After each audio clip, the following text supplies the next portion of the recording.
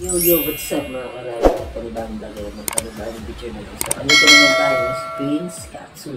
So guys, pag-uusapan naman natin is yung panagbago na naman na issue na yun dito sa social media. So, mainit na naman ito guys. So, pagbabalik ko na naman sa another issues na naman na yung taon na to.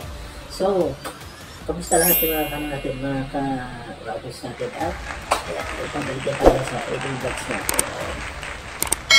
Grabe issues na naman guys na yun. So, tumahimik lang yung social media ng nakaraan. And, bumalik na naman another issues. So, kaya pag-usapan natin. Si guys, si Bullet. So, yung isa sa mga kontrabida ng Patakyan. Oh no! So, meron kasing event dito sa Batangas na sinasabi nila, ayan, nakasulat sa Barako Festival. So, Festival 2025 and lahat ng mga influencers, storyteller, lahat ng mga klase na vloggers, kasinis, bastoyo, andyan lahat. At kasama din to si Bullet. And pinakamasakit guys na yun kasi kumakalat na issues is parang hindi naman napagbigyan si Bullet sa stage. And ayan, nagkagulo, maraming tao, nakakaya guys kasi sobrang daming tao.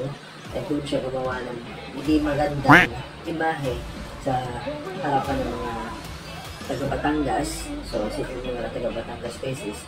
Nakakaya yan sa buong nanonood doon sa event ng Barako Festival.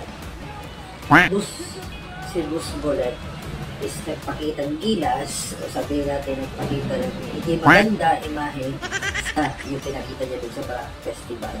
Isipin mo nagwala siya doon at tinapin yung mic. Ito yung guys, bakit tinapin yung mic? Walang kahilan dahil hindi siya pinasalita. Inagawan pa niya guys yung singer doon or isa sa mga kumakanta doon sa stage ng doon sa Batangas, doon sa Barako Festival. So isipin mo guys, may kumakanta na singer tapos biglang tumaas to si Bullet, Boss Bullet, tapos inagawan tong singer na to, itong kumakanta. And after mo, narinig ulit yung boses na kumakanta ulit yung singer, pumunta siya sa likod para kunin ulit yung mic. So isipin mo, inaagawan mo yung mic. Isipin mo, pares kayong bayad na bayad kayo dun sa sinasabi natin event na yun, or like, kung anong gagawin mo, ganyan.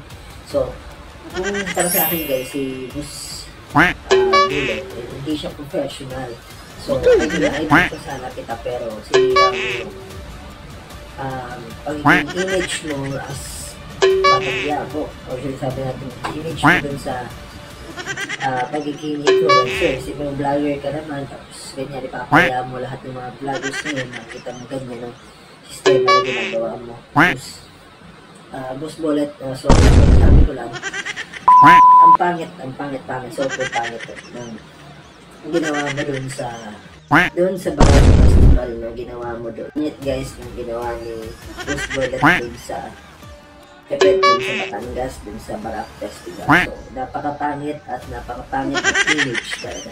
Eh, di ko gusto yung ginawa niya as influencer doon sa Batangas.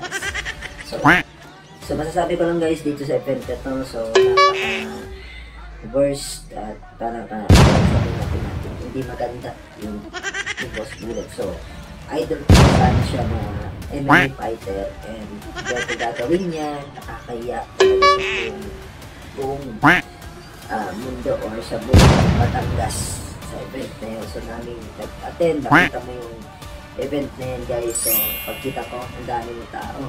So, napaka-pangit talaga yung mga idol.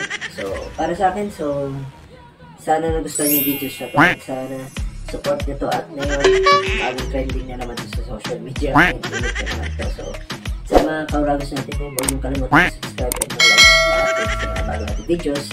Is March and February. So, see you sa next vlog. Prince Katsu lang. See you sa next vlog. Bye guys. Oh shit. Gago! Magandang gabi sa inyong lahat. Sa lahat ng mga taga-Batangas. Sana yung mga pinakakuha mo, ibigay mo yung para sa Gago! Oh shit. Here we go again. Oh shit. Here we go again.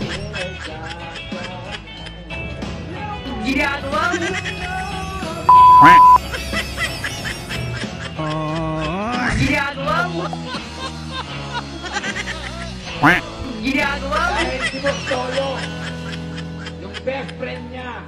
What? What the fuck? Sabi niya para sa inyo.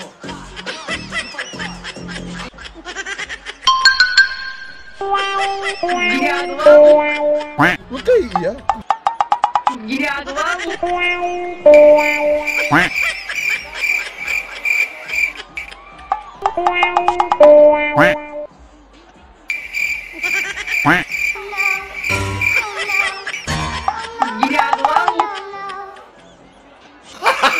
Gago! Ginagawa mo!